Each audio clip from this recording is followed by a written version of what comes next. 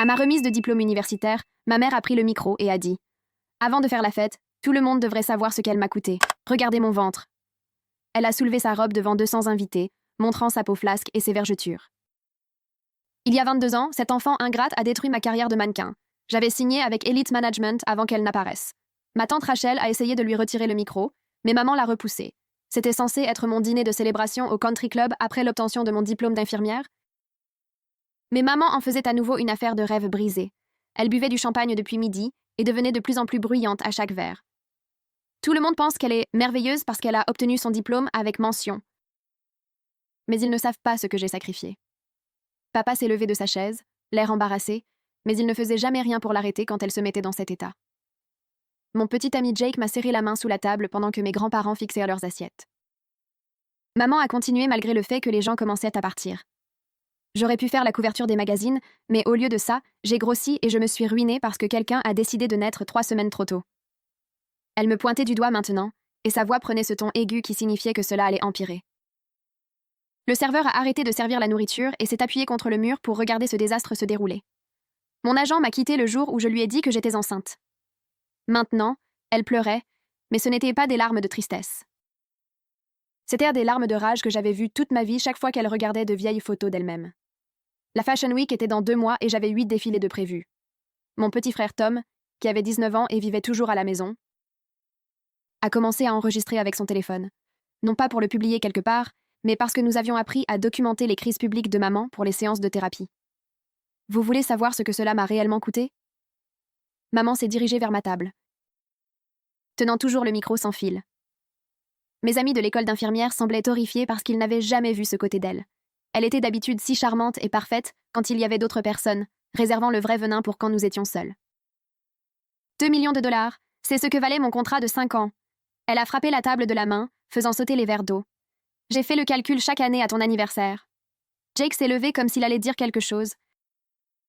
Mais je lui ai saisi le bras parce que la confronter ne faisait qu'aggraver les choses plus rapidement. C'est pourquoi tu vas me payer à partir du mois prochain. Tout le monde est resté silencieux, et même le gérant du country club, qui rôdait près de la porte, a cessé de bouger. De quoi parles-tu? Ai-je fini par dire, même si je savais que répondre était une erreur. Ta prime d'embauche de l'hôpital, 30 000 dollars, ça, c'est pour moi. Elle a sorti des papiers de son sac et les a jetés sur la table.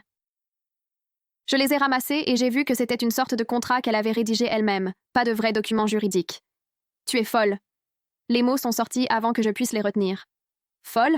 Je suis une mère qui a tout donné. Tu as pu aller à l'université parce que j'ai cumulé 3 emplois après la mort de ma carrière de mannequin. C'était un mensonge. Papa a payé mon université et elle n'avait pas travaillé depuis que j'avais 5 ans. Tu vis dans ma maison sans payer de loyer. Un autre mensonge. J'ai déménagé à 18 ans et j'ai payé mon appartement en travaillant de nuit à l'hôpital pendant mes études. Chaque cheveu blanc et chaque ride sont dus au stress que tu m'as causé en ruinant mon corps. Elle s'est retournée pour s'adresser à nouveau à toute la salle, comme si elle prononçait un discours. Je n'ai jamais pu voyager à Paris ou Milan. Je n'ai jamais pu sortir avec Leonardo DiCaprio. Les gens ont ri de cette dernière phrase, ce qui l'a enragé davantage. Il était à la même fête que moi une fois en 1999, et mon agent a dit qu'il m'avait remarqué. Tante Rachel a tenté d'intervenir à nouveau. Diana, tu dois arrêter ça immédiatement.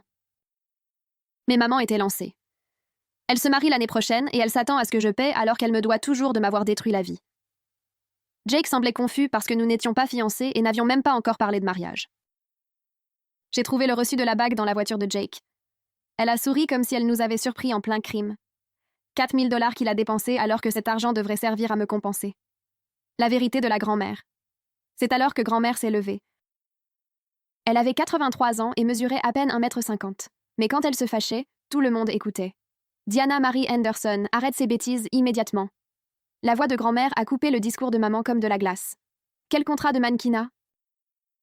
Tu n'as jamais signé avec Elite. Tu as fait 2 séances photos pour des magasins locaux pour 50 dollars chacune. Le visage de maman est devenu blanc. Grand-mère a sorti son téléphone et a parcouru sa galerie de photos jusqu'à trouver ce qu'elle cherchait. Elle a tenu l'écran pour que tout le monde à notre table puisse le voir. Là, il y avait maman dans un catalogue JCPenney de 1999, portant des vêtements de sport pour jeunes et se tenant à côté d'un rayon d'articles en liquidation. La photo suivante la montrait au rayon chaussures de Dillard, posant avec des baskets en promotion. Les 2 séances étaient clairement des publicités pour des grands magasins locaux, pas du mannequinat de haute couture. Les photos présentèrent des étiquettes de prix visibles à l'arrière-plan et un éclairage fluorescent de magasin qui rendait le tout terne. Maman avait l'air jeune et jolie, mais c'était juste un mannequin ordinaire pour les encarts de journaux, pas quelqu'un sous contrat avec une agence majeure. Grand-mère a fait défiler pour montrer les reçus de paiement qu'elle avait gardés. 50 $ pour chaque séance. Les deux dataient de 3 mois avant ma naissance. La salle à manger du country club était devenue si silencieuse que je pouvais entendre le bourdonnement de la climatisation et la fourchette de quelqu'un frappant son assiette à l'autre bout de la pièce. Les battements de mon cœur résonnaient dans mes oreilles, pendant que tout le monde regardait l'épreuve sur le téléphone de grand-mère. Le visage de maman était passé du blanc au rouge, et elle respirait bruyamment par le nez. Le faux contrat qu'elle m'avait jeté était toujours sur la table entre nous, paraissant soudain encore plus ridicule maintenant que tout le monde savait que la carrière de mannequin à laquelle elle faisait référence n'avait jamais existé. Maman s'est jetée sur la table pour essayer d'attraper le téléphone de grand-mère, mais papa a fini par bouger. Il s'est interposé entre elles et a saisi le bras de maman, la tirant en arrière. Sa voix était basse mais ferme quand il a dit que nous devions partir immédiatement.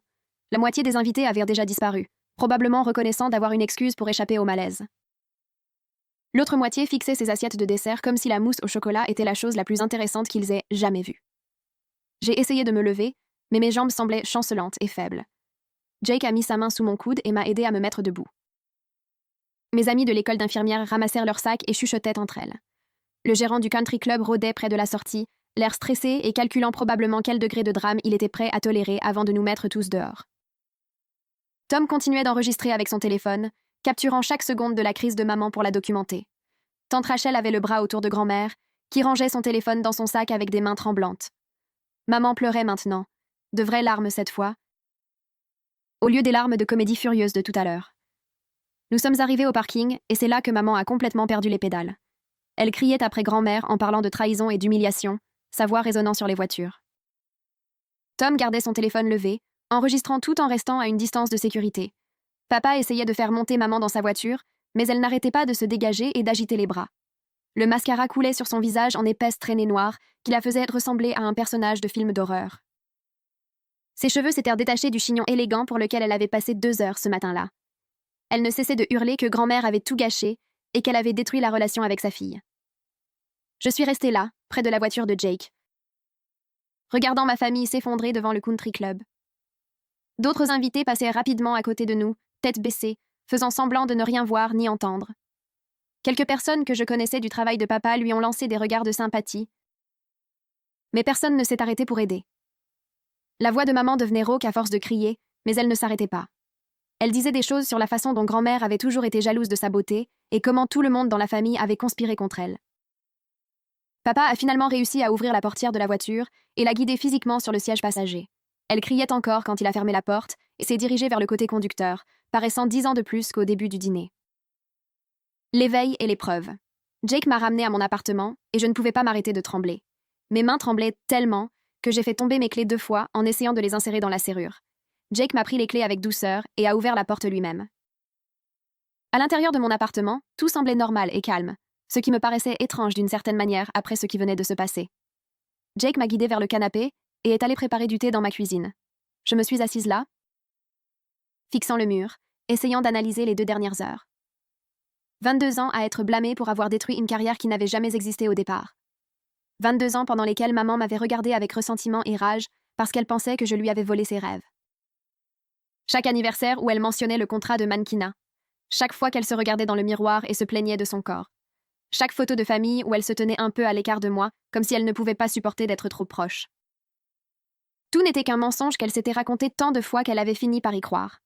Jake est revenu avec 2 tasses de thé à la camomille et s'est assis à côté de moi. Il n'a pas essayé de me forcer à parler, ni ne m'a dit que tout irait bien. Il est juste resté là, présent, pendant que j'essayais de donner un sens à ce que j'avais appris. Je n'ai pas pu dormir cette nuit-là.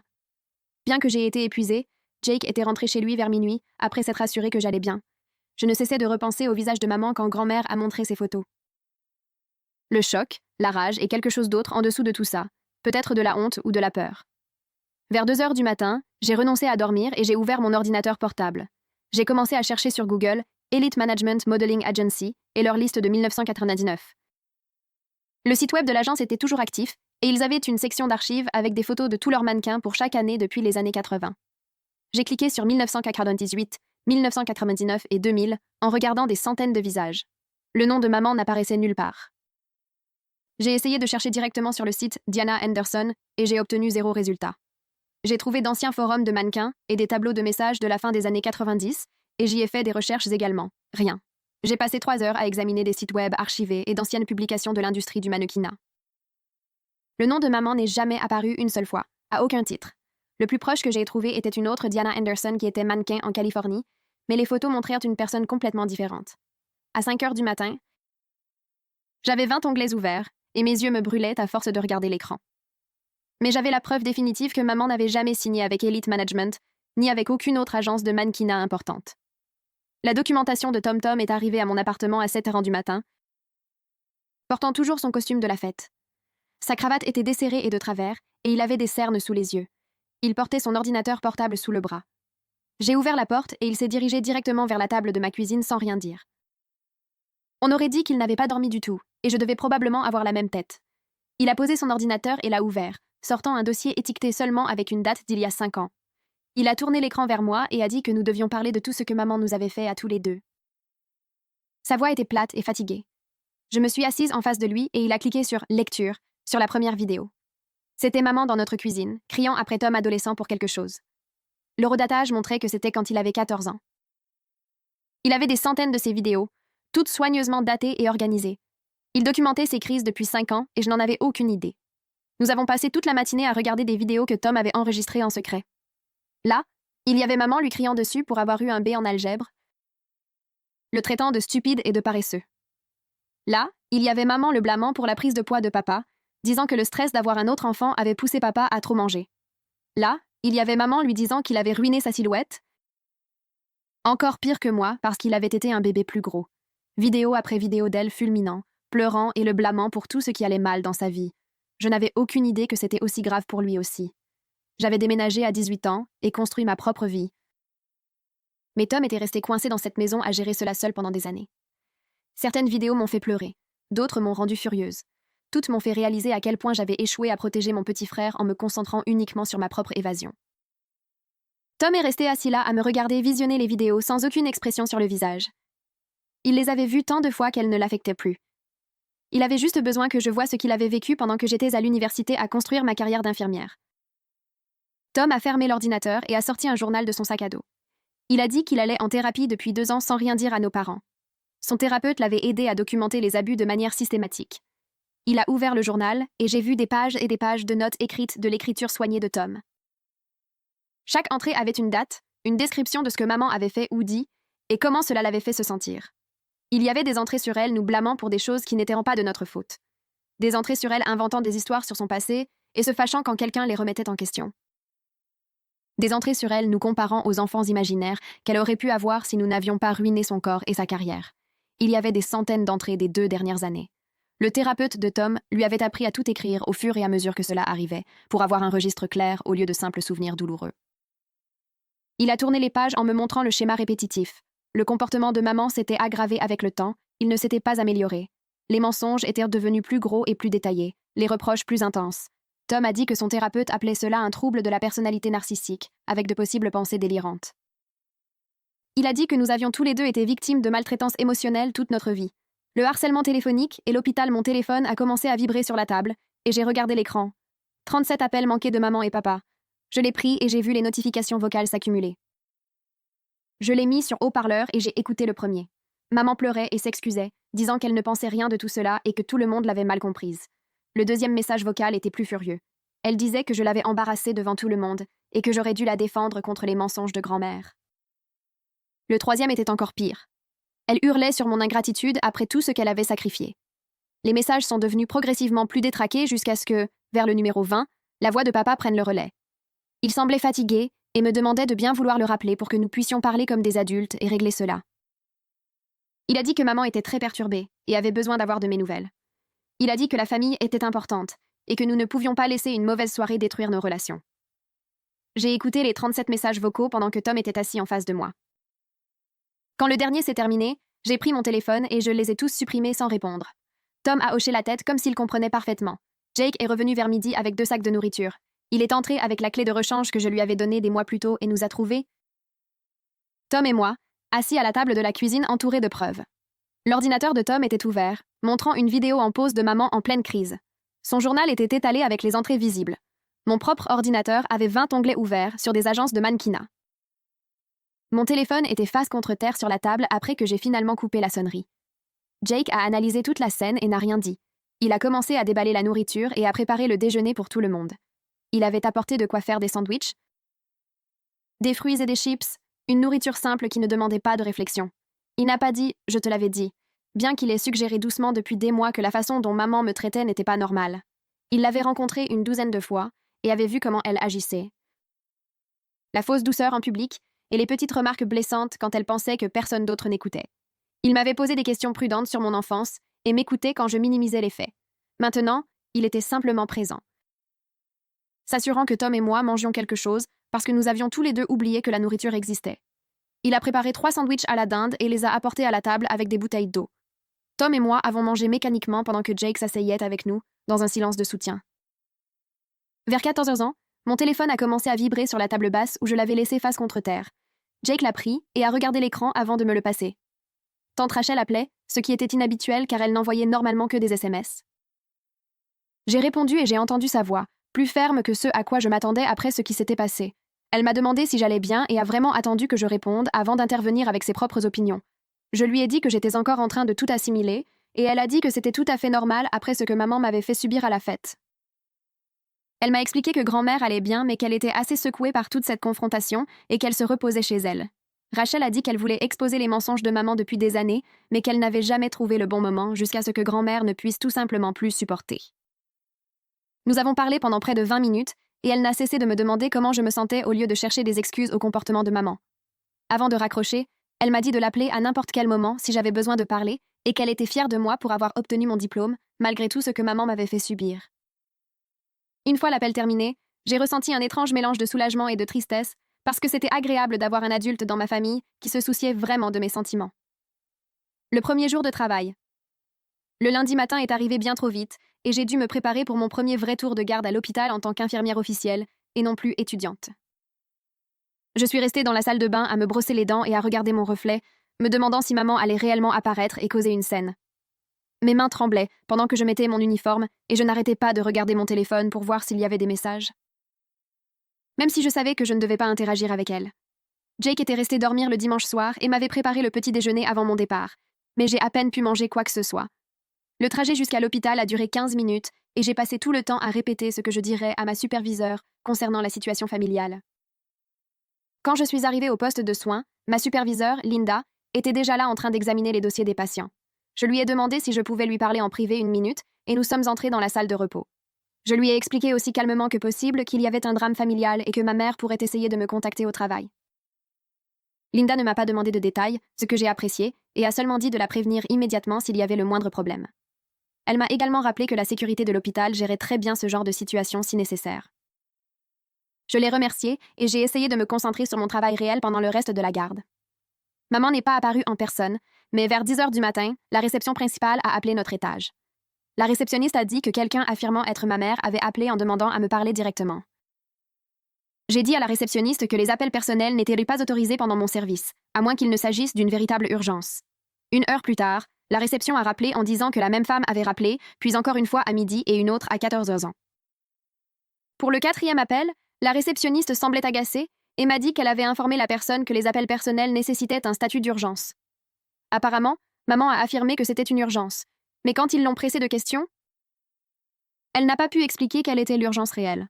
La réceptionniste a dit qu'elle avait bloqué le numéro pour qu'il ne puisse plus appeler la ligne principale et l'avait enregistré au cas où il y aurait des problèmes futurs. Je me suis sentie embarrassée que maman cause déjà des problèmes dans mon nouveau travail, mais aussi reconnaissante que le personnel de l'hôpital prenne cela au sérieux. Mon téléphone a vibré pendant ma pause et j'ai vu un message de Tom. Il disait que maman avait complètement perdu les pédales quand il était rentré à la maison après être passé chez moi le dimanche soir. Elle a exigé son téléphone pour supprimer toutes les vidéos qu'il avait enregistrées, mais il a refusé de le lui donner.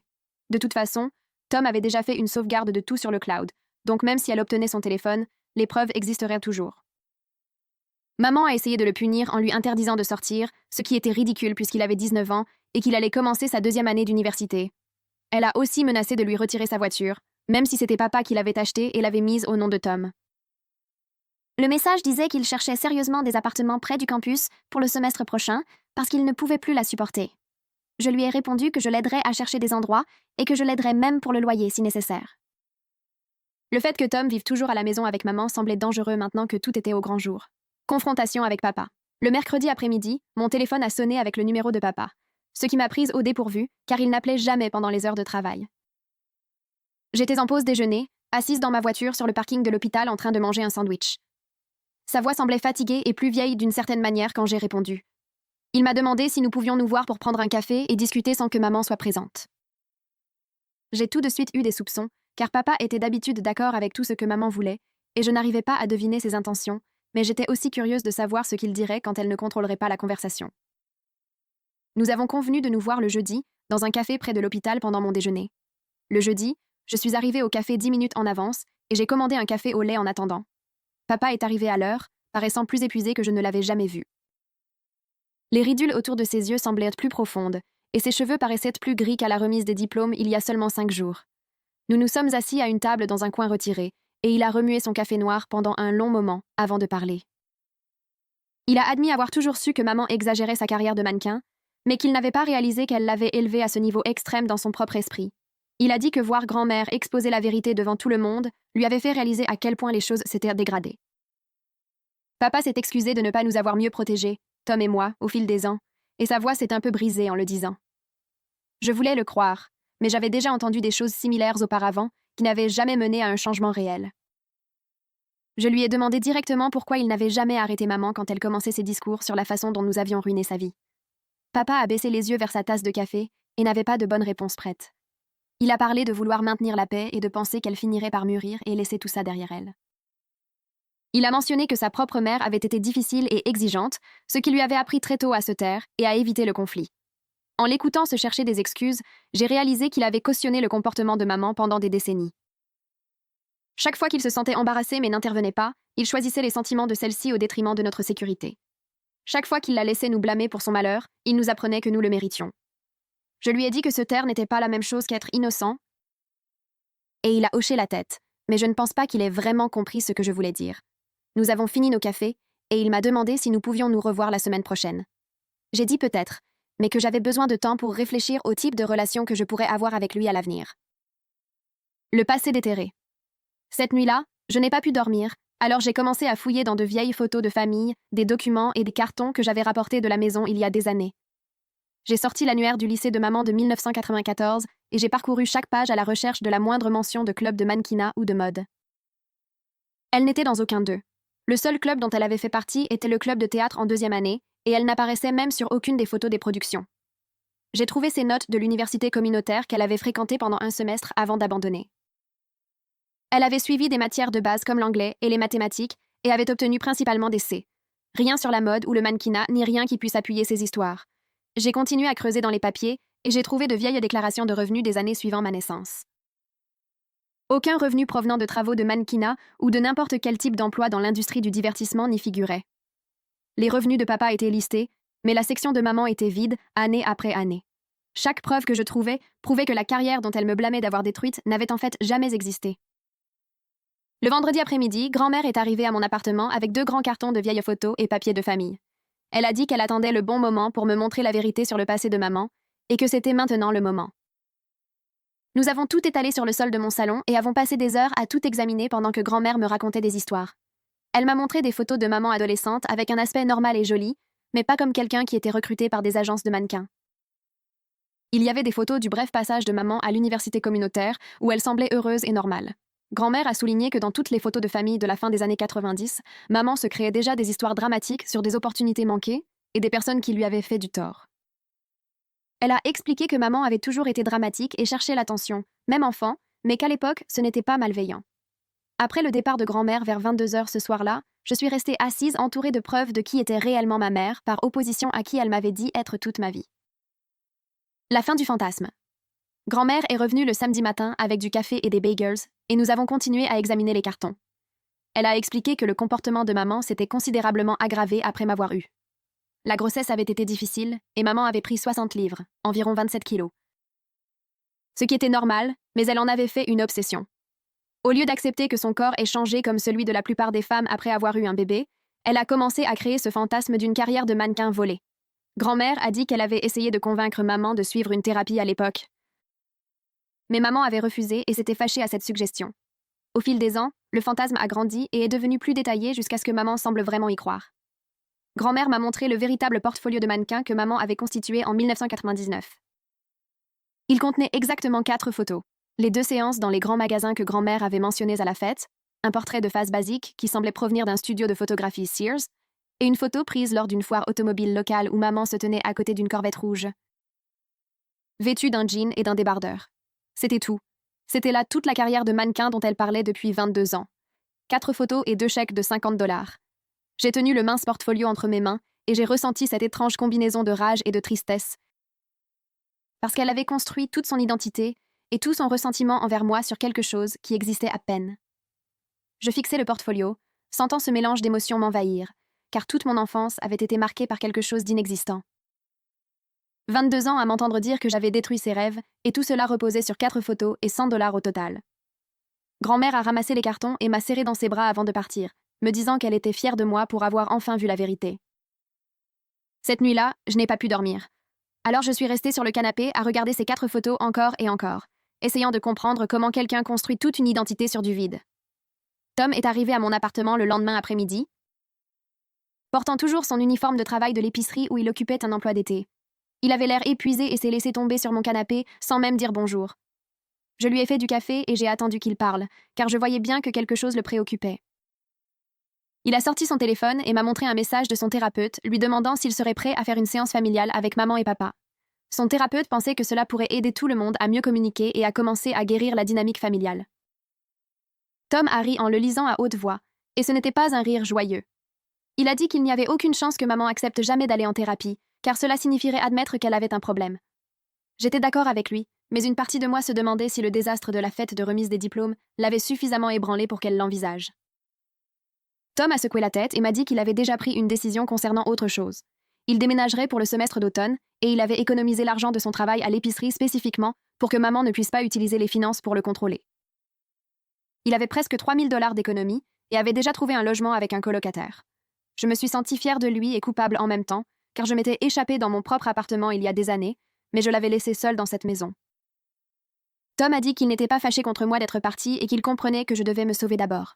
Nous avons parlé pendant 2 heures de ses projets et de la façon dont il allait l'annoncer à maman et papa. Il a décidé d'attendre jusqu'à la mi-août, juste avant le jour du déménagement, pour qu'elle ait moins de temps pour saboter ses plans ou le faire culpabiliser pour qu'il reste. Mon téléphone a sonné 2 jours plus tard, affichant un numéro que je ne reconnaissais pas avec mon indicatif régional.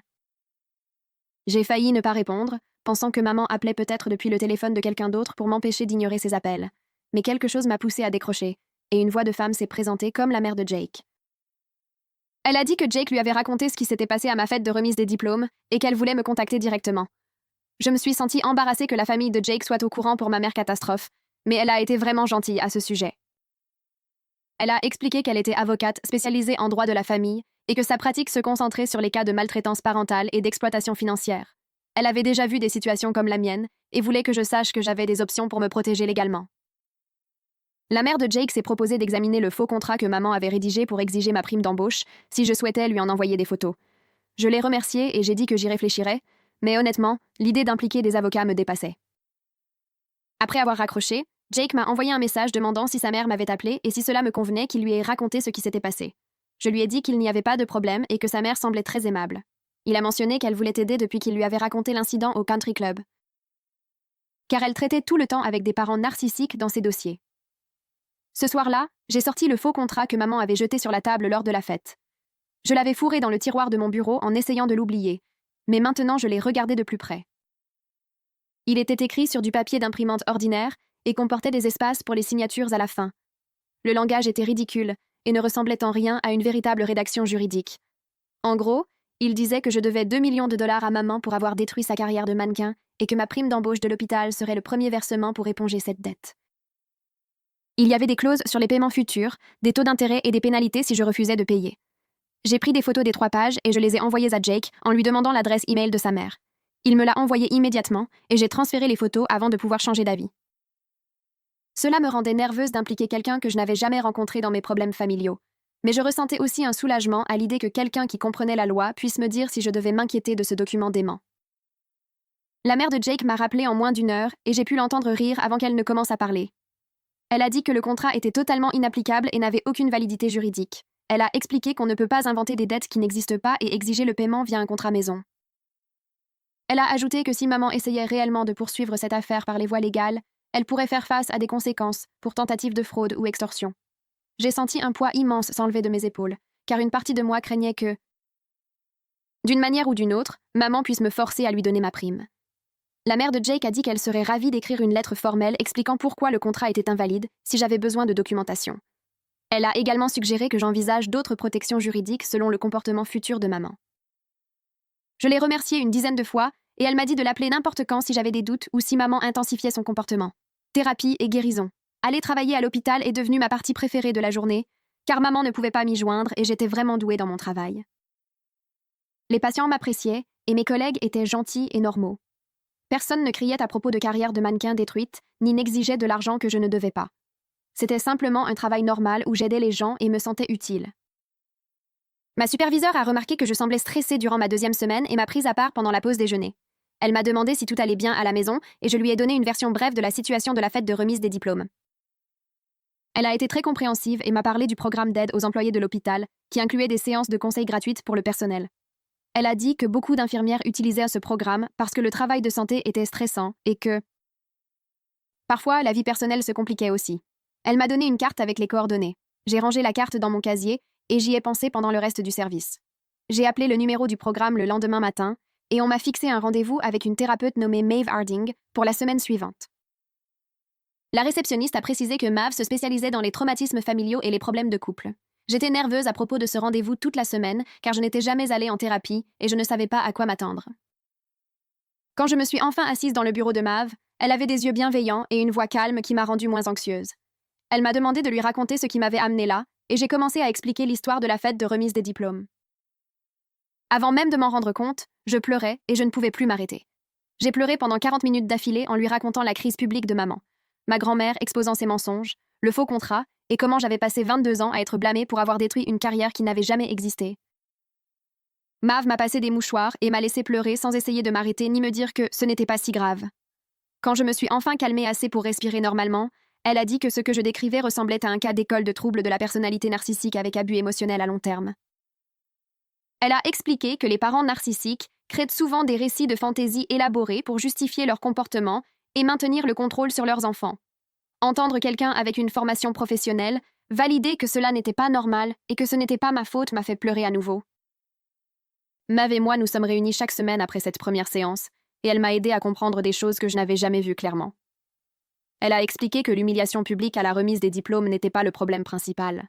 C'était seulement le moment où le dysfonctionnement était devenu visible pour tous les autres. Elle a dit que je vivais avec cet abus toute ma vie, et que je commençais seulement maintenant à le reconnaître pour ce qu'il était réellement. Elle m'a aidé à voir des schémas dans le comportement de maman, comme la façon dont elle m'isolait des amis qui remettaient en question son traitement envers moi, comment elle sabotait ma confiance en me rappelant constamment que j'avais ruiné sa vie, et comment elle faisait en sorte que tout tourne autour de sa souffrance, peu importe ce qui arrivait aux autres. Maeve a dit que c'était des tactiques classiques de contrôle narcissique et que maman les avait probablement apprises de sa propre mère, d'après ce que ma grand-mère m'avait raconté. Comprendre la psychologie derrière le comportement de maman ne rendait pas la chose moins douloureuse, mais cela m'a aidé à arrêter de culpabiliser. J'ai commencé à réaliser que rien de ce que j'aurais pu faire n'aurait empêché maman d'agir ainsi, car le problème était en elle, et non dans quoi que ce soit que j'aurais fait à la naissance. Le secret de Tom est le traumatisme générationnel. Tom est arrivé à mon appartement tard un soir, vers 23h, sans prévenir par message. J'ai ouvert la porte et il avait une mine affreuse, comme s'il avait pleuré pendant des heures. Il est entré, s'est assis sur mon canapé et a fixé le mur pendant quelques minutes. Je lui ai fait un thé et j'ai attendu parce que je sentais qu'il avait besoin de dire quelque chose de difficile. Finalement, il m'a raconté quelque chose qu'il n'avait jamais dit à personne. Quand il avait 16 ans, maman s'est saoulée très fort un soir après que papa s'était couché tôt. Tom faisait ses devoirs dans la cuisine et maman est entrée et a commencé l'un de ses discours sur la façon dont sa vie avait été détruite. Mais cette fois, elle a dit quelque chose de nouveau. Elle a dit à Tom qu'elle aurait aimé avorter de lui aussi, car au moins ainsi elle aurait retrouvé son corps plus vite après m'avoir eu. Elle a dit que 2 enfants avaient complètement détruit toute chance de reprendre sa carrière de mannequin. Tom a dit qu'il était resté figé sur place pendant qu'elle continuait de parler de son regret d'avoir eu des enfants. Il avait porté cette conversation pendant 3 ans, sans en parler à son thérapeute, ni à papa, ni à personne. Il a dit qu'il l'avait enregistré sur son téléphone, comme il enregistrait toutes ses crises, mais qu'il n'avait jamais été capable de revoir la vidéo. Je me suis assise sur le canapé, et j'ai entouré Tom de mes bras pendant qu'il pleurait sur mon épaule. Je n'arrêtais pas de lui dire à quel point j'étais désolée. Encore et encore, car je ne savais pas quoi dire d'autre. Je me sentais comme la pire sœur du monde, pour avoir été si focalisée sur ma propre survie que je n'avais pas vu à quel point c'était dur pour lui.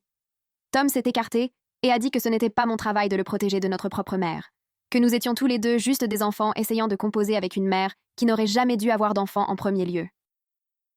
Nous sommes restés là longtemps sans parler, simplement en nous tenant compagnie dans notre compréhension partagée de ce que c'était que de grandir dans cette maison. Avant que Tom ne parte, nous avons fait le pacte de nous soutenir mutuellement à l'avenir, quoi qu'il arrive avec maman et papa. Nous avons promis d'être honnêtes l'un envers l'autre et de ne pas laisser la manipulation de maman nous séparer. Tom a dit que m'avoir comme sœur était la seule bonne chose d'être née dans cette famille, et cela m'a fait pleurer à nouveau. Tante Rachel m'a appelé quelques jours plus tard et nous a invités, Tom et moi, à dîner chez elle sans nos parents. Elle a dit qu'elle voulait nous parler d'une certaine histoire familiale que nous devions connaître. Nous y sommes allés un samedi après-midi et elle avait préparé un bon repas. Après manger, elle a sorti de vieux albums photos et a commencé à nous raconter des histoires sur ce que c'était que de grandir avec Diana. Elle a expliqué que sa mère, notre autre grand-mère, était morte quand j'avais 3 ans, donc je m'en souvenais à peine. Rachel a dit que sa mère était aussi narcissique et émotionnellement abusive, tout comme maman l'est maintenant. Elle nous a raconté comment la grand-mère entrait dans des colères noires pour rien et blâmait ses filles de lui avoir gâché la vie. Diana avait appris ces schémas de sa mère et les répétait maintenant avec Tom et moi. Rachel nous a montré des photos de sa mère avec une expression de colère sur presque toutes les images, même lors des célébrations familiales. Elle a dit qu'elle avait passé des années en thérapie pour soigner les dommages de son enfance et que c'était pour cela qu'elle était restée à distance de Diana à l'âge adulte. Elle voyait les mêmes schémas émerger et ne voulait pas les encourager ni exposer ses propres enfants à cette toxicité. Apprendre le traumatisme générationnel m'a aidé à comprendre d'où venait le comportement de maman. Mais Rachel a été claire. Comprendre n'était pas la même chose qu'excuser. Elle a dit que Diana avait eu le choix sur la façon de traiter ses propres enfants et qu'elle avait choisi de perpétuer le cycle de l'abus au lieu de le briser. Rachel nous a embrassés tous les deux avant notre départ et nous a dit de l'appeler chaque fois que nous aurions besoin de parler à quelqu'un qui comprenait comment Diana était réellement. Elle a dit qu'elle attendait depuis des années que Tom et moi soyons assez grands pour voir la vérité sur notre mère, au lieu de croire toutes ces histoires. Le voyage de retour à mon appartement m'a semblé différent car je comprenais maintenant que le comportement de maman n'était pas seulement à cause de moi ou de Tom, mais qu'il faisait partie d'un schéma qui remontait à des générations. Jake m'a demandé si j'allais bien, et je lui ai dit que je sentais qu'on m'avait donné la permission de me protéger sans culpabiliser. Le soutien de Rachel comptait énormément parce qu'elle savait exactement ce que c'était que de grandir avec quelqu'un comme Diana. Et elle avait réussi à s'en sortir. L'invasion à l'hôpital. Je travaillais sur un service de 12 heures à l'hôpital 3 jours plus tard, et j'étais en train de contrôler les signes vitaux d'un patient dans l'unité cardiaque quand ma superviseure est apparue à la porte avec un air inconfortable. Elle m'a demandé si je pouvais sortir dans le couloir un moment et mon estomac s'est noué parce que je savais que quelque chose n'allait pas. Elle m'a dit à voix basse qu'il y avait une situation dans le hall impliquant ma mère et que la sécurité gérait l'affaire. Mais qu'il valait probablement mieux que je reste à cet étage jusqu'à ce que ce soit résolu. J'ai senti mon visage s'enflammer et j'ai demandé ce qui s'était passé.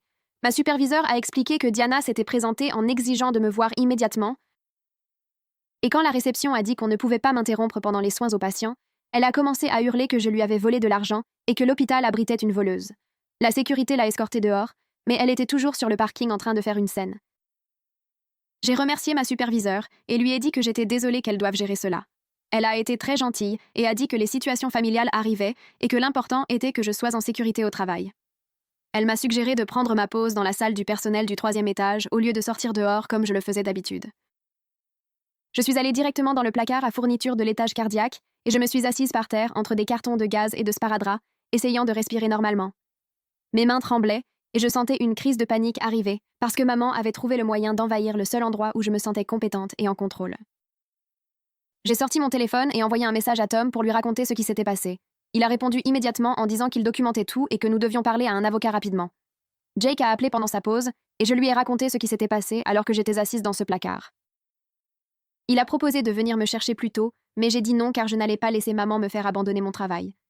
J'ai fini ma garde, mais je sursautais chaque fois que quelqu'un passait à côté de moi dans le couloir. Joséphina, des ressources humaines, m'a appelé dans son bureau à la première heure le lendemain matin. Elle devait avoir environ 50 ans, avec des yeux bienveillants mais une voix très professionnelle lorsqu'elle m'a demandé de m'asseoir. Elle a dit que l'hôpital prenait la sécurité des employés très au sérieux et qu'ils avaient besoin de comprendre ce qui se passait avec ma situation familiale. Je lui ai tout expliqué pendant qu'elle prenait des notes sur son ordinateur. La crise à la fête de remise des diplômes, le faux contrat exigeant ma prime, les années d'abus émotionnels que Tom et moi avions documentés, et ma grand-mère exposant les mensonges sur la carrière de mannequin. Joséphina a écouté sans interrompre et, quand j'ai eu fini, elle a demandé s'il y avait une ordonnance de protection. J'ai dit « Pas encore, mais je l'envisage ». Elle a hoché la tête et a dit que c'était probablement une bonne idée compte tenu de l'escalade de son comportement. Joséphina a cherché quelque chose sur son ordinateur et a commencé à écrire. Elle a expliqué qu'ils allaient signaler le nom de Diana dans leur système de sécurité pour qu'elle ne puisse plus dépasser le hall d'entrée sans déclencher une alerte. Ils ajoutaient également une note détaillée à mon dossier d'employé sur la situation, afin que si quelque chose d'autre arrivait, il y ait une trace documentaire. Elle m'a remis une pochette contenant des informations sur le programme d'aide aux employés de l'hôpital, qui incluait des séances de conseil gratuites et des services de consultation juridique. Elle a dit que je devrais sérieusement envisager de parler à un avocat pour me protéger légalement, car ce que ma mère avait fait hier pouvait être considéré comme du harcèlement et une tentative d'interférence avec mon emploi. J'ai pris la pochette et l'ai remerciée d'avoir géré tout cela de manière si professionnelle. Elle m'a dit de m'adresser directement à elle si Diana tentait autre chose, et de ne pas hésiter à appeler la sécurité si je ne me sentais pas en sécurité. L'avocat est le point de non-retour. J'ai pris rendez-vous avec Antoine Dyer, l'avocat spécialisé en droit de la famille que Joséphina m'avait recommandé, pour la fin de la semaine. Son bureau se trouvait dans un bâtiment du centre-ville, près du palais de justice. En entrant avec une chemise remplie des vidéos et de la documentation de Tom, j'ai senti que je prenais ma vie en main pour la première fois. Antoine était plus jeune que ce à quoi je m'attendais, peut-être dans la trentaine, et il m'a fait asseoir pour que je lui raconte tout depuis le début. Je lui ai montré les vidéos que Tom avait enregistrées au fil des ans, le faux contrat que maman avait créé pour exiger ma prime, les témoignages des gens présents à la fête de remise des diplômes, et la documentation de l'hôpital de quand elle s'était présentée sur mon lieu de travail. Il a regardé 3 des vidéos sans rien dire, et j'ai pu voir sa mâchoire se crisper alors que la voix de maman remplissait son bureau. Antoine a dit que nous avions définitivement des motifs pour une ordonnance de protection si je voulais en faire la demande. Il a expliqué que le processus prendrait quelques semaines et nécessiterait une audience au tribunal où les 2 parties pourraient représenter des preuves. Il a également suggéré de tout documenter à l'avenir car, d'après le schéma qu'il voyait, il était probable que maman intensifie son comportement avant de céder. Il m'a demandé si Tom serait prêt à témoigner le cas échéant et j'ai dit oui. Antoine m'a dit de réfléchir si j'étais prête à franchir cette étape juridique car, une fois la demande déposée, il n'y aurait plus de retour en arrière et cela enragerait probablement davantage maman à court terme. J'ai dit que j'en parlerais avec Tom et Jake et que je lui donnerais une réponse d'ici une semaine. Il a dit que c'était parfait et de l'appeler immédiatement si maman faisait quelque chose d'autre de menaçant ou si elle réapparaissait à mon travail. Papa m'a appelé ce soir-là, et sa voix semblait tendue quand il m'a demandé si nous pouvions dîner en famille et discuter comme des adultes. Je me suis assise sur mon canapé, en regardant le téléphone, et je lui ai dit que je n'envisagerais cela que si maman acceptait 3 conditions. Elle devait reconnaître que sa carrière de mannequin avait été exagérée et qu'elle n'avait jamais été sous contrat avec Elite Management. Elle devait s'excuser publiquement pour m'avoir humiliée lors de ma fête de remise des diplômes devant 200 personnes. Elle devait accepter de commencer une thérapie familiale avec un professionnel agréé. Papa est resté silencieux un long moment, puis a dit qu'il lui en parlerait. Je lui ai dit que ces conditions n'étaient pas négociables, et que si elle en refusait, ne serait-ce qu'une seule. Aucun dîner ni aucune réunion de famille ne m'intéressait. Il a dit qu'il comprenait, et qu'il me rappellerait dans quelques jours. Papa a rappelé 2 jours plus tard, et j'ai su à sa voix quelle était la réponse avant même qu'il ne dise quoi que ce soit. Maman a refusé les 3 conditions. Elle affirmait que grand-mère avait menti à propos des photos de mannequinat parce qu'elle était jalouse de sa beauté et de son succès. Elle disait que j'étais manipulée par la famille de Jake, qui voulait me retourner contre elle pour me contrôler. Et maintenant, elle disait que c'était moi la narcissique et qu'elle était la victime de mon traitement cruel.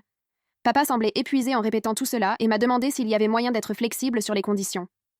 J'ai dit non, et que je n'allais plus essayer d'avoir une relation avec quelqu'un qui ne pouvait pas reconnaître des faits de base de la réalité. Il a tenté de discuter, mais je l'ai coupé et j'ai dit que je devais partir. Après avoir raccroché, j'ai envoyé un message à Tom lui disant que nous devions aller de l'avant avec l'ordonnance de protection. La fuite de Tom est l'ultime tentative de sabotage.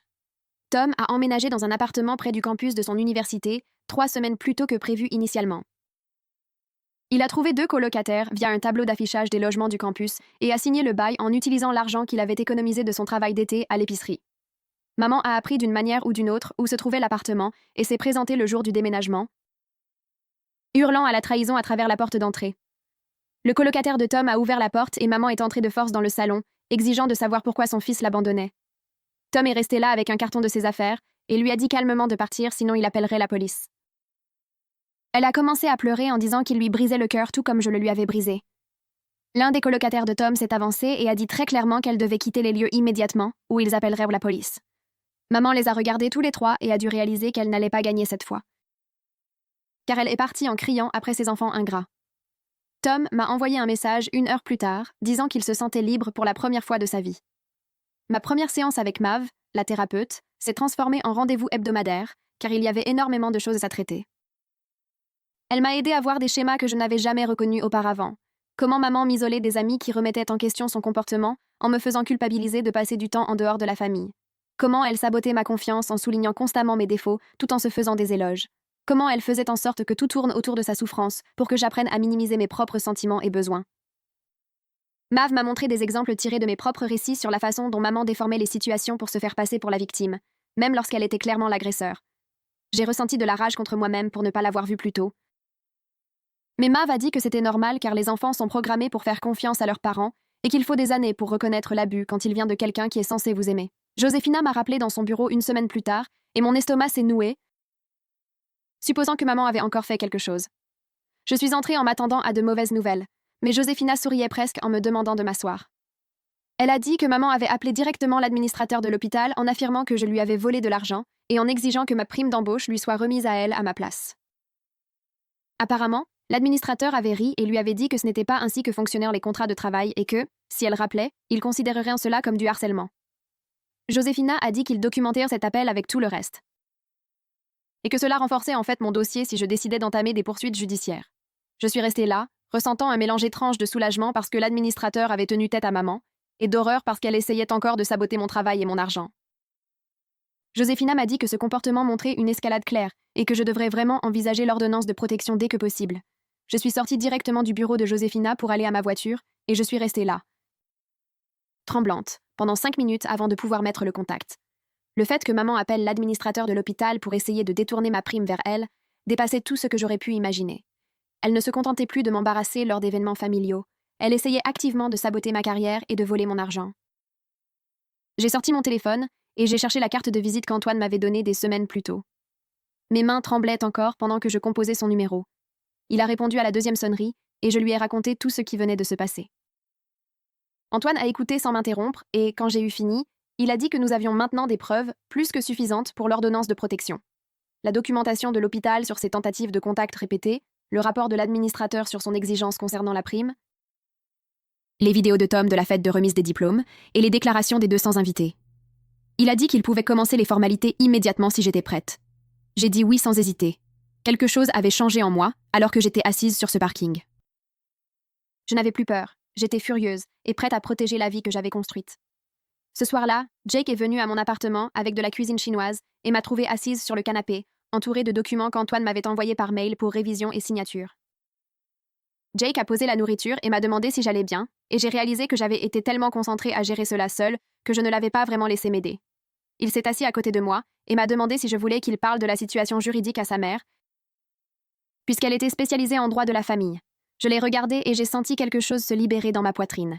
J'avais essayé de le protéger de la dysfonction totale de ma famille, mais il proposait son aide et j'avais besoin de la lui permettre. J'ai dit oui, et il a sorti son téléphone immédiatement pour lui envoyer un message. Au bout de 20 minutes, sa mère m'a appelé directement et a passé 1 heure au téléphone à revoir chaque détail du comportement de maman. Elle a dit qu'elle connaissait Antoine professionnellement et qu'il était excellent dans ce genre de cas. Elle a également proposé de conseiller mon dossier gratuitement si Antoine avait besoin d'un second avis.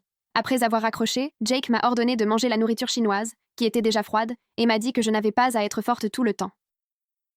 J'ai pleuré pour la première fois depuis la fête de remise des diplômes, et il m'a simplement tenue dans ses bras pendant que je vidais mon sac. La fracture familiale est l'origine 2 jours plus tard. Tante Rachel m'a appelée au travail pendant mon déjeuner. Sa voix semblait fatiguée quand elle m'a raconté que maman appelait tous les parents auxquels elle pouvait penser, avec une version complètement différente de ce qui s'était passé à ma fête de remise des diplômes. Selon l'histoire de maman, j'avais trop bu et j'avais commencé à lui hurler dessus sans raison. Puis la grand-mère s'était jointe à moi pour l'attaquer en groupe. Et maintenant, j'essayais de détruire sa réputation pour un simple malentendu. Rachel a dit que certains parents qui n'étaient pas à la fête croyaient à la version de maman parce qu'ils n'avaient jamais vu son côté sombre. mais Rachel appelait tout le monde pour mettre les choses au clair avec quiconque voulait l'entendre. Elle leur parlait du faux contrat, de maman se présentant à l'hôpital, et des 22 ans passés à me blâmer pour une carrière de mannequin inexistante. Rachel a dit que la famille se divisait en clans et que la situation devenait tendue, mais elle voulait que je sache qu'elle me soutenait quoi qu'il arrive. Je l'ai remerciée et je lui ai dit que j'étais en train de demander l'ordonnance de protection. Il y a eu une longue pause, puis Rachel a dit qu'elle pensait que c'était probablement la chose la plus saine que je pouvais faire pour moi-même. Elle a dit qu'elle aurait aimé faire de même avec sa mère des années auparavant. Avant qu'elle ne meure. Ce soir-là, j'ai ouvert mes courriels et j'ai trouvé un long message de la grand-mère avec pour objet « Histoire familiale que tu dois connaître ». Je me suis préparé une tasse de thé et je me suis installée pour le lire. La grand-mère expliquait que le père de maman, mon grand-père, qui est mort d'une crise cardiaque 2 ans avant ma naissance, avait été un alcoolique sévère qui s'en prenait à tout le monde dans la maison. Il rentrait ivre et hurlait sur la grand-mère et les filles pendant des heures sur la façon dont elle lui avait ruiné la vie et l'avait été piégée dans un travail ennuyeux, alors qu'il aurait pu être quelqu'un d'important. Maman et Rachel ont grandi en marchant sur des œufs, ne sachant jamais ce qui allait le faire exploser. La grand-mère a écrit que maman avait appris tôt que créer des histoires dramatiques sur elle-même lui attirait l'attention positive des professeurs et des amis, alors que la réalité de son foyer était trop douloureuse pour être partagée. Maman racontait des mensonges élaborés sur des vacances familiales qu'il n'avait jamais eues et des accomplissements qui n'avaient jamais eu lieu. Après la mort de son père, maman a semblé empirer au lieu de s'améliorer. Elle a commencé à rejeter la faute sur les autres pour tout ce qui allait mal dans sa vie, au lieu de faire face à sa propre douleur et à son traumatisme. Ma grand-mère a dit qu'elle avait vu maman reproduire ce schéma pendant 40 ans et que cela avait détruit la plupart de ses relations. Elle a essayé de convaincre maman d'aller en thérapie des dizaines de fois, mais maman refusait toujours, car cela reviendrait à admettre que quelque chose n'allait pas chez elle. Grand-mère a terminé son email en disant qu'elle aimait sa fille, mais qu'elle savait aussi que maman m'avait profondément blessée et que j'avais tout à fait le droit de me protéger. J'ai apporté l'email de grand-mère à ma séance de thérapie avec Mav la semaine suivante. Mav l'a lu attentivement, m'a regardé et m'a demandé ce que je ressentais en découvrant cette histoire familiale. Je lui ai dit que cela m'aidait à comprendre pourquoi maman était ainsi, mais que je ne savais pas trop quoi faire de cette compréhension. Mav a hoché la tête et a dit une chose qui m'est restée gravée. Comprendre d'où vient la blessure de quelqu'un ne signifie pas que vous devez accepter ses abus. Elle a ajouté que je pouvais avoir de la compassion pour le traumatisme que maman avait vécu enfant, tout en me protégeant de son comportement actuel. Ces deux choses n'étaient pas opposées. Je pouvais reconnaître que maman souffrait, tout en reconnaissant qu'elle avait passé 22 ans à me faire souffrir. Mav a expliqué que ce concept est difficile à saisir pour beaucoup de gens, car on nous apprend que comprendre quelqu'un signifie lui pardonner et maintenir la relation.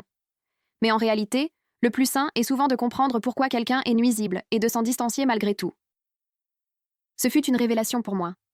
J'avais porté la culpabilité de ne pas être plus compréhensive envers ce que maman avait pu traverser. Mais Mav me donnait la permission de me protéger, indépendamment de la douleur passée de ma mère. Le processus légal. 3 semaines après avoir rencontré Antoine, il m'a appelé pour me dire que l'audience pour l'ordonnance de protection était fixée à 6 semaines après l'incident de la fête de remise des diplômes. Il a passé 1 heure au téléphone à me préparer à ce qui m'attendait. Il a dit qu'il était probable que maman se présente avec son propre avocat et sa propre version des faits, se peignant en victime. Il m'a averti qu'elle pourrait pleurer et implorer la sympathie du juge, mais il a aussi affirmé que nos preuves étaient extrêmement solides. Nous avions la documentation de l'hôpital fournie par Joséphina, montrant les multiples tentatives de maman pour me contacter au travail et son appel à l'administrateur pour exiger ma prime. Nous avions les vidéos de Tom de la fête de remise des diplômes et d'autres incidents enregistrés au fil des ans. Nous avions les témoignages des personnes présentes à la fête, y compris celui du gérant du country club. Nous avions le faux contrat que maman avait rédigé. Antoine a précisé que les juges détectent assez vite les schémas de comportement narcissique, surtout avec une telle documentation. Il m'a dit de rester calme pendant l'audience et de répondre simplement aux questions avec honnêteté. Il a ajouté qu'il ne s'agissait pas de punir maman ni de chercher à se venger, mais d'établir des limites légales pour protéger ma sécurité et ma tranquillité d'esprit à l'avenir. La veille de l'audience, papa m'a appelé et j'ai failli ne pas répondre. Quand j'ai fini par décrocher, il pleurait si fort que je pouvais à peine le comprendre. Il m'a supplié de ne pas aller au bout de la démarche pour l'ordonnance de protection. Il a dit que cela humilierait maman publiquement et détruirait ce qui restait de notre famille. Il a dit que les gens parleraient de nous, nous jugeraient, et que maman ne se remettrait jamais de cette honte. Je l'ai écouté pleurer quelques minutes, puis j'ai dit une chose à laquelle je pensais depuis des semaines. Je lui ai dit que maman avait elle-même détruit notre famille au cours de 22 ans d'abus émotionnels et de manipulation. Je lui ai dit que maintenant, je ne faisais que me protéger. Et que si cela lui causait de la honte, Elle aurait peut-être dû y réfléchir avant de passer 2 décennies à m'accuser d'avoir ruiné sa carrière de mannequin imaginaire. Je lui ai dit qu'il avait permis son comportement en ne s'opposant jamais à elle, et qu'il essayait de le permettre à nouveau en me demandant de sacrifier mon bien-être pour son confort à elle. Papa est resté totalement silencieux. Après une longue pause, il a dit qu'il ne savait pas quoi répondre à cela. Je lui ai dit qu'il n'avait rien besoin de dire, mais que j'irais à l'audience le lendemain et que j'obtiendrais cette ordonnance. Puis j'ai raccroché avant qu'il ne puisse discuter davantage. Le jour au tribunal. J'ai à peine dormi cette nuit-là. Je n'arrêtais pas d'imaginer différents scénarios. Jake est resté avec moi et m'a rappelé que j'avais des gens à mes côtés et que je ne faisais pas cela seul. Tom avait déjà confirmé qu'il viendrait comme témoin et avait préparé une déclaration sur des années de comportements similaires de la part de maman. Jake venait pour me soutenir, même s'il ne pouvait pas témoigner car il ne connaissait notre famille que depuis 8 mois. Tante Rachel et grand-mère prévoyant d'être là. Antoine m'avait dit qu'avoir des membres de la famille prêts à témoigner contre maman serait un signal fort pour le juge. Je me suis levée à 5 heures du matin et j'ai essayé de petit déjeuner, mais j'avais l'estomac noué. Jake m'a fait une tartine et s'est assis avec moi alors que je picorais à peine. Il m'a rappelé ce qu'Antoine avait dit. Il ne s'agissait pas de punir maman, mais d'établir des limites légales. J'ai répété cela comme un mantra en enfilant la tenue conservatrice qu'Antoine avait suggérée pour le tribunal. Le palais de justice était froid et institutionnel, avec cette odeur particulière de produits pour sol et de vieux papiers. Maman est arrivée vêtue d'une robe noire comme si elle allait à un enterrement, et elle pleurait déjà en entrant. Elle a emmené papa et 2 amis de la famille que j'ai reconnus de l'église, mais qui n'étaient pas à ma fête. Ils ne connaissaient pas toute l'histoire, et maman les avait clairement recrutés pour paraître dignes de pitié.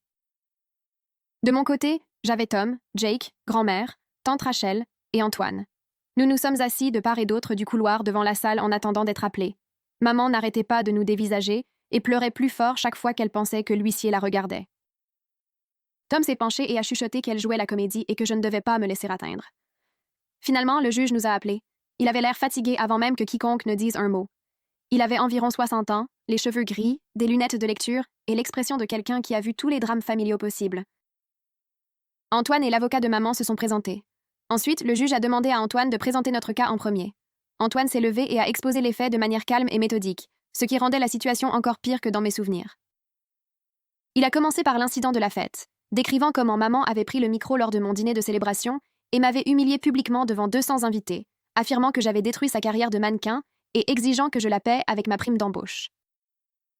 Il a présenté les déclarations de 5 témoins, dont le gérant du club. Puis il est passé au harcèlement à l'hôpital, montrant la documentation de Joséphina sur les tentatives répétées de maman pour me contacter au travail, y compris 4 appels en une seule journée, et finalement son appel direct à l'administrateur de l'hôpital pour exiger que ma prime lui soit versée. Il a montré au juge le faux contrat que maman avait rédigé sans base légale, réclamant 30 000 $.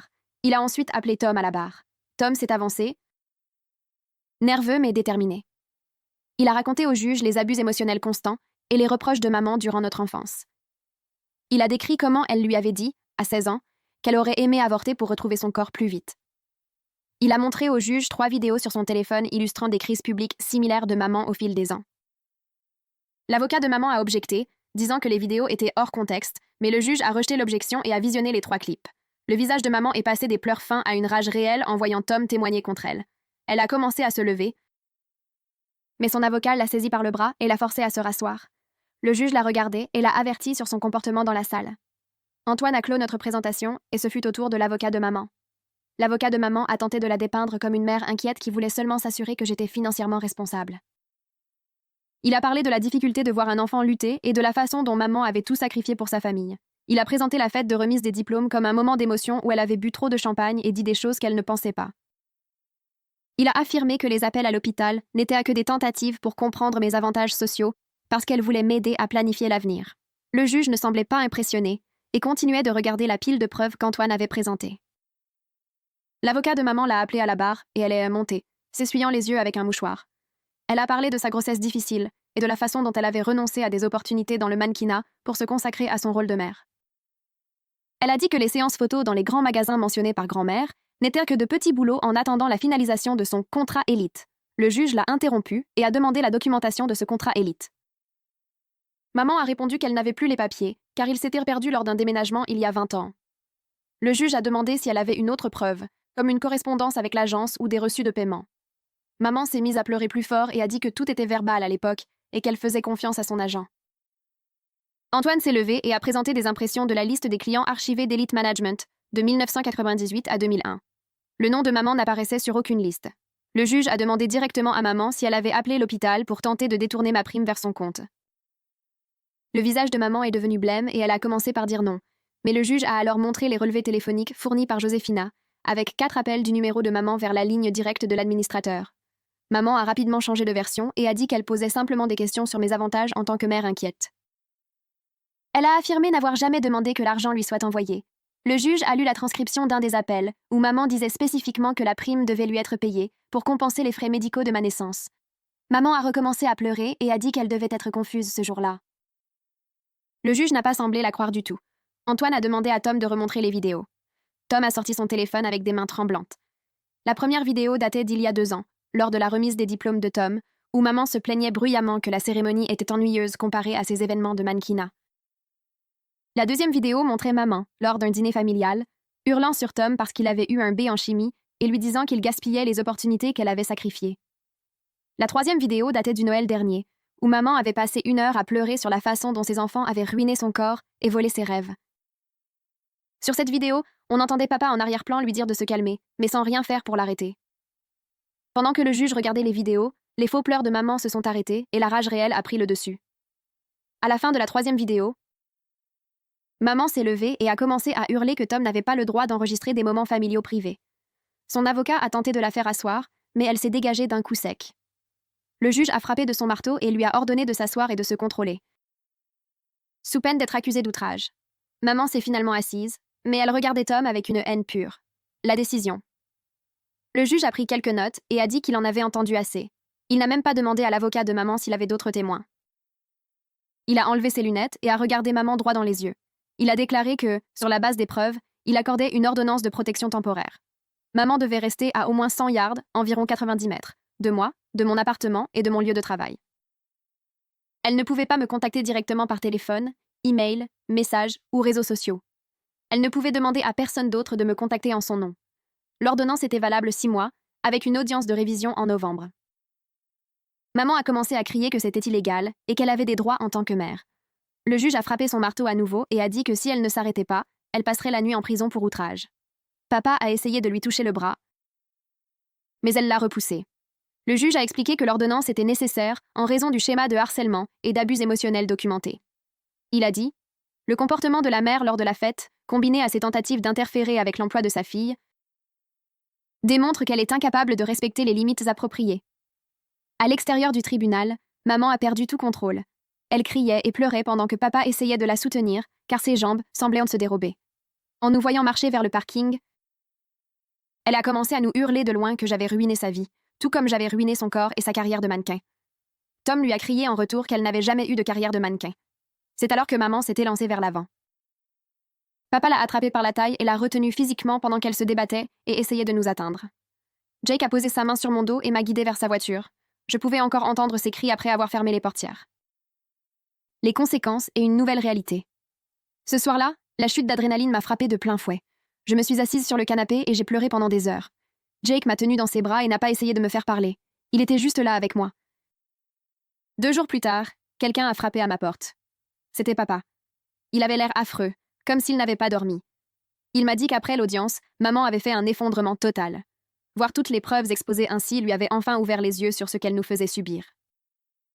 Il a dit qu'il avait honte de lui pour avoir permis ce comportement. Il a admis qu'il était dans le déni, parce qu'accepter la vérité signifiait reconnaître qu'il avait échoué à protéger ses enfants. Il m'a dit qu'il emménageait dans la chambre d'amis et qu'il avait dit à maman que soit elle commençait une thérapie, soit il demanderait la séparation. Je voulais le croire, mais je suis restée prudente. Je lui ai dit que j'avais besoin de voir ses actes concorder avec ses paroles sur la durée. 3 semaines après l'ordonnance, j'ai reçu une lettre de l'avocat de maman. C'était 2 pages écrites à la main par elle.